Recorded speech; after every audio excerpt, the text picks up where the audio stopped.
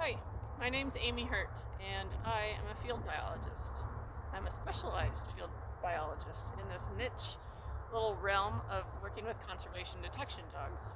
So, what that means is dogs, kind of like narcotics dogs or explosives detection dogs, but these dogs sniff out things of conservation value. So that might be an invasive species, it might be threatened and endangered species, scat from any of these animals, plants, insects, you name it. And as part of this career, over 20 years ago in 2000, me and three other women with biology backgrounds formed the organization because conservation dogs didn't exist then in the way that they do now. This was before nose work was a sport, dog sport, before that even existed. And people just hadn't been using dogs exactly in this way to help monitor wildlife and populations. So part of this work means that we have a whole team of dogs and handlers, and we travel all over the world. I travel all over the world working these dogs. I've been to China looking for Asiatic black bear scat and looking for brown bear scat in Arctic Alaska.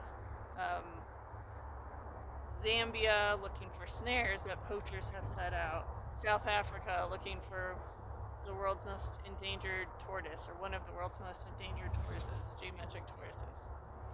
My favorite of all the places that I get to work, one of my favorite is right here in the States in Iowa. It's this native tall grass prairie, and there's just something wonderful about we're looking for a certain weed out there that they're trying to get off the restored prairie, and I don't know, there's just something magic about walking around through all of those amazing plants and the birds singing and the dew, and it just makes me really happy. Some of the best parts about this job are definitely the best part is having that working partnership with a dog. It's a relationship that only exists in that bond between a person and their working dog that they're partnered with. It's just really rewarding.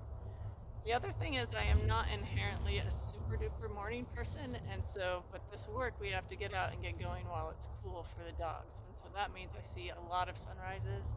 I've seen a lot of sunrises all over the world that I would never have otherwise seen. And then I like the sort of gritty, field biology, nothing's going to go to plan, or you can count on something at least not going to plan. And I really like that, having to just figure things out on the fly, make do, make adjustments, be creative, and that is super, super rewarding for me.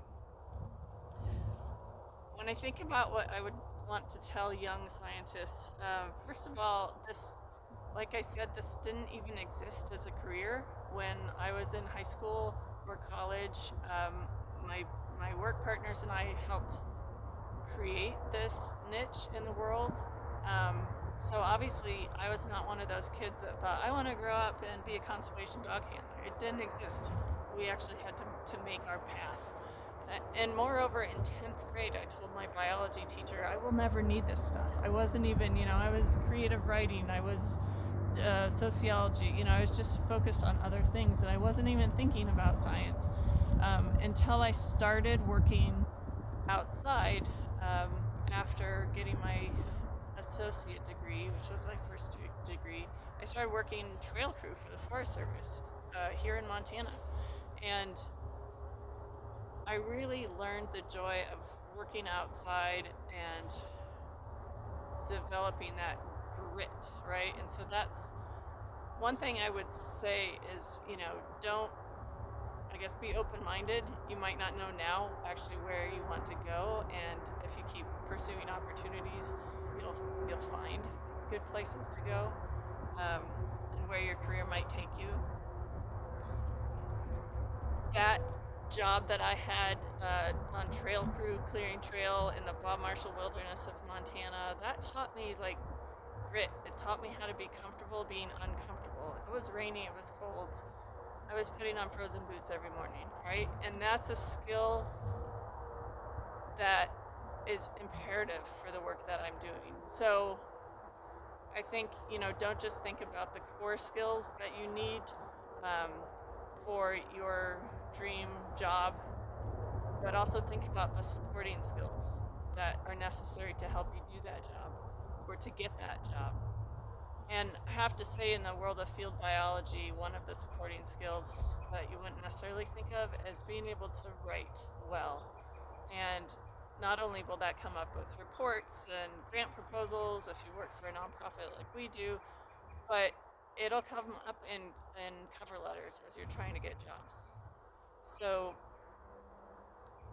starting your career, you're going to have the same degree as everybody else. You're probably going to have little bits of field experience and internships like a lot of other people, and it's hard to distinguish yourself out of the stack.